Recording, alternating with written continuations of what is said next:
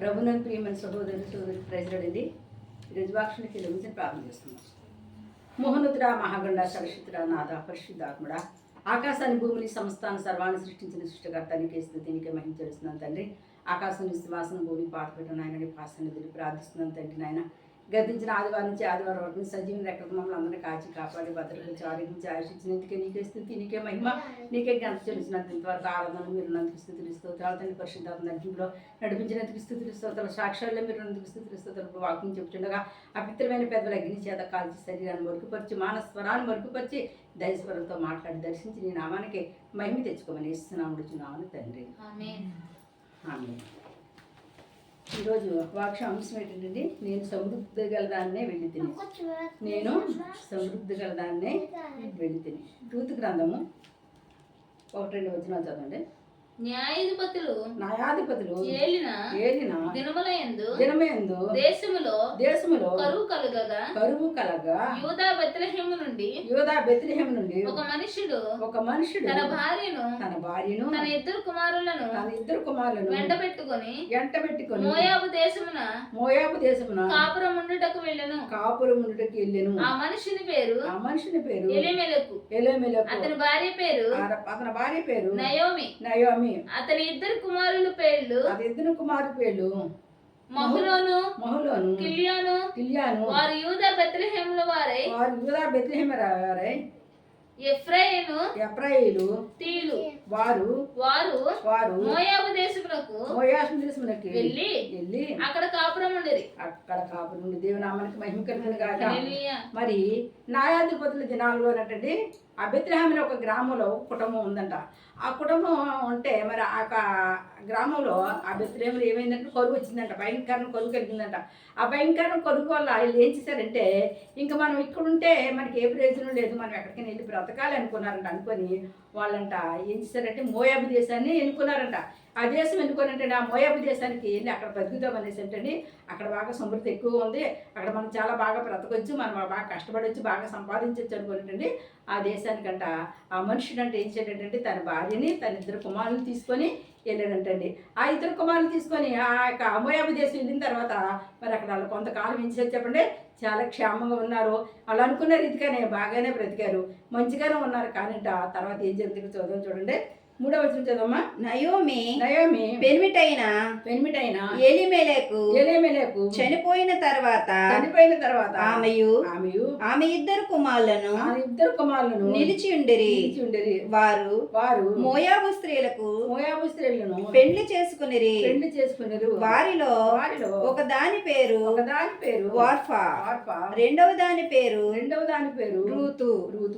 వారు ఇంచుమించు 10 సంవత్సరములు అక్కడే నివసించిన తర్వాత మహోనియ కిల్యోనని ఇద్దరునూ చనిపోయిరి. ఇక్కడంటండి ఏం జరిగిందంటే మరి వెళ్ళిన తర్వాత కొంతకాలం క్షేమంగా ఉన్నారంట. ఉన్న తర్వాత అనుకోని రీతిగా తన భర్త చనిపోవడం జరిగిందంట జబ్బు చేసి.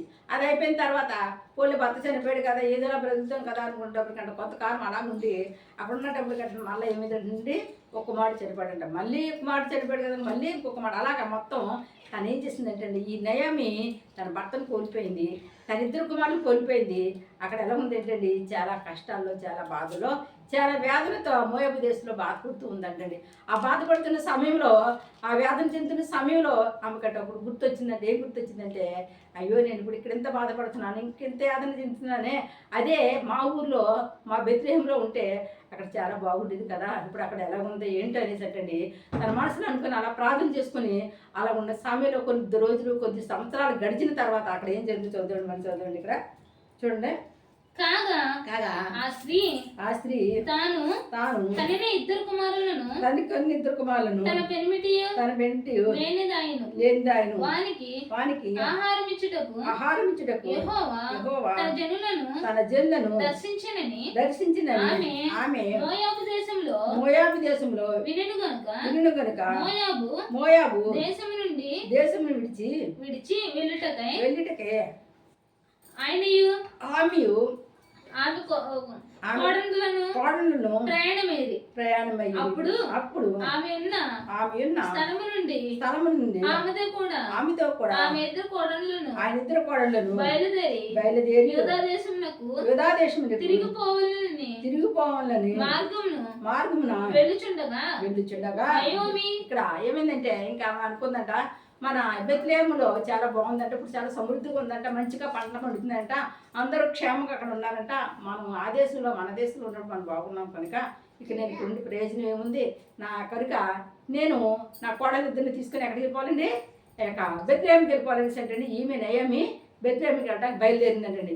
బెత్లెహేముకి బయలుదేరిన తర్వాత ఆమెకి మార్గ మధ్యలో కొంచెం ఒక ఐడియా వచ్చిందంట. అయ్యో ఏంటి ఇద్దరు కోడలు చూస్తే ఎవరిస్తులు ఎవరి కాలం ముందు ఉన్నారు, ఏంటి నేను నా స్వార్థం కోసం నా ఇద్దరు కోడలు పాడు చేయకూడదు, నా స్వార్థం కోసం నా ఇద్దరు కోడలు తీసుకెళ్ళకూడదు అనేసి మనసులో అనుకుందంట. అనుకున్న తర్వాత ఇంక లాభం లేదనేసి ఆ ఇద్దరు కోడలతో చెప్పిందంట. ఏంటంటే ఇప్పుడు మరి నాకు కుమారులు లేరు కనుక మీరు నాతో పాటు వచ్చి మీరు ఏం చేస్తారు, మీ అమ్మగారింటికి మీరు వెళ్ళిపోండి, మీరు వెళ్ళిపోతే మీ యొక్క తల్లిదండ్రులు మీకు మళ్ళా వివాహం చేస్తారు, మీ బ్రతుకులు బాగుంటాయి అనేసి అంటే ఆమె అత్తగారు అంటే కోడలకు చెప్పడం జరిగిందంట. చదివాము కదా. నయమి తన ఇద్దరు కోడలను చూచి మీరు మీ తల్లులు ఇంట్లోకి తిరిగి వెళ్ళి చనిపోయిన వారి ఎడలను మీరు దయ చూపించినట్లు యెహోవా మీ ఎడల దయ చూపును గాక, మీకు దయ చూపును గాక. మీలో ఒక్కొక్కతే పెళ్లి చేసుకొని తన ఇంట నెమ్మది నొందినట్లు యెహోవా దయచేయును గాక అని వారితో చెప్పి వారిని ముద్దు పెట్టుకొనెను.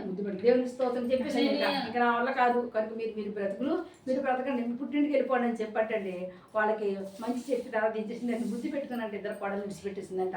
అలా విడిచిపెట్టిస్తారు ఇద్దరు కోడలు ఏం చేశారు చెప్పండి, వెళ్ళిపోవడానికి సిద్ధమయ్యారంట. అలా వెళ్ళిపోయారంట. అలాగా ఏమైందంటే ఇక్కడ చూడండి కింద చూడడం పెద్ద కోళ్ళు వెళ్ళిపోయిందంటండి. అంతట వారు ఎలుగెత్తి ఏడ్చి నీ ప్రజల యొద్దకు నీతో కూడా వచ్చేదమని ఆమెతో చెప్పగా నయోమి నా కుమార్తెలారా మీరు మరలుడి నాతో కూడా మీరు రానేలా మిమ్మును పెండ్లి చేసుకొనుటకై ఇంకా కుమారులు నా గర్భమున ఉందిరా నా కుమార్తెలారా తిరిగి వెళ్ళుడి నేను పురుషునితో నుండలేను ముసలిదాను నాకు నమ్మిక కలదని చెప్పి ఈ రాత్రి పురుషునితో నుండి కుమారులను కన్నెనను వారు పెద్దవారగురు వారి కొరకు మీరు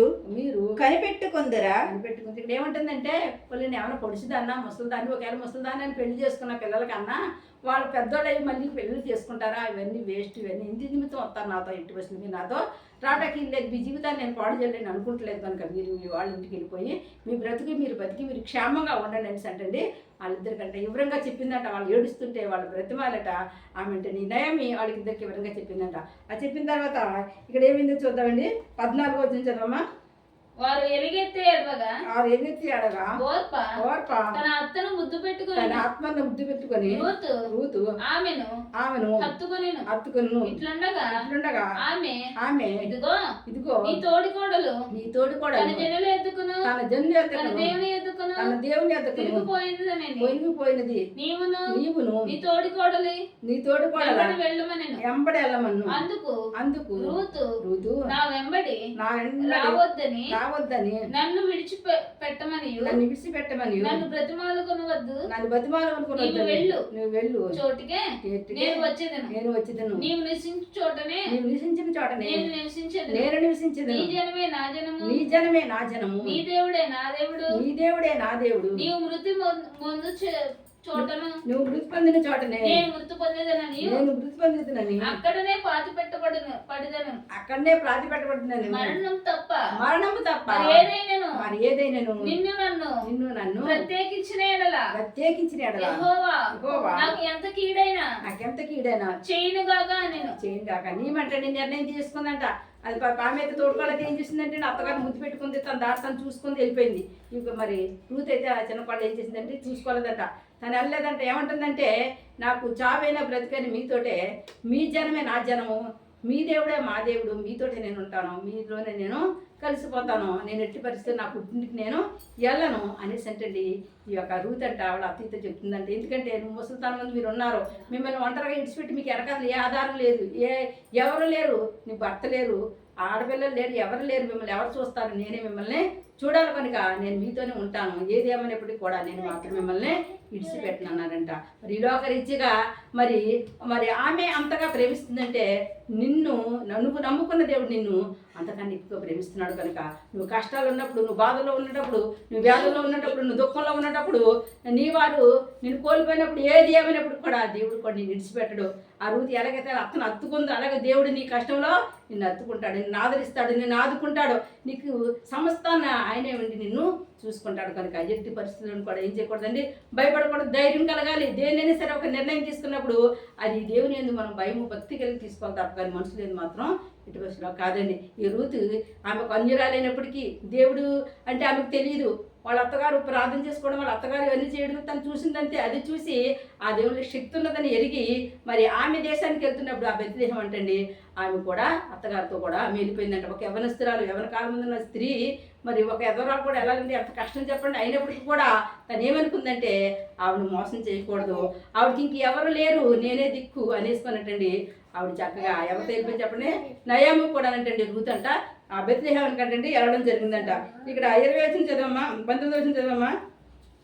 వారు బెత్లెహేమునకు వచ్చినప్పుడు ఆ ఊరి వారందరూ వారి యొద్దకు గుంపు కూడి వచ్చి ఈమె నయోమి కదా అని అనుకొనిచుండగా ఆమె సర్వశక్తుడు నాకు చాలా దుఃఖం కలుగజేసెను గనుక నన్ను నయోమి అనక మారా అని అనుడి నేను సమృద్ధి గల దాననై వెళ్ళి తిని యెహోవా నన్ను రిక్తురాలుగా తిరిగి రాజేసెను మీరు నన్ను నయోమి అని పిలువనేలా.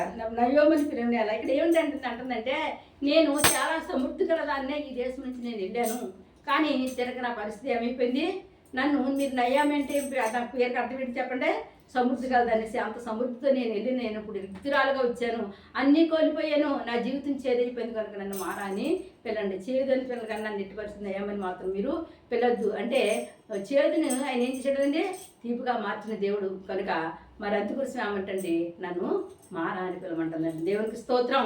మరి తన తప్పుదని తెలుసుకుంది, తను ఏ పరిస్థితిలో ఉండి మరి ఏ పరిస్థితిలో తన భర్త మాటకు లోబడి వెళ్ళిందో, మళ్ళీ ఏ పరిస్థితిలోకి వచ్చేసిందో మళ్ళీ తను తప్పు తెలుసుకుంది. తన దేవుడి దగ్గరికి తన ఊరి దగ్గరికి కూడా తను ఏం చేసింది చెప్పడం తిరిగి అలా రావడం జరిగిందంటండి. అదే రీతిగా తన మాటకు లోబడిన తన కోడలు కూడా తనతో రావడం జరిగిందండి. ఇక్కడ చూడండి 20 వచనము 21 నేను 22 అట్లు నయమియు ఆమెతో కూడా మోయాబీరాలైన రూతు అని ఆమె కోడలును మోయాబు దేశము నుండి తిరిగి వచ్చిరి. వారిద్దరు ఎవల కోత ఆరంభములో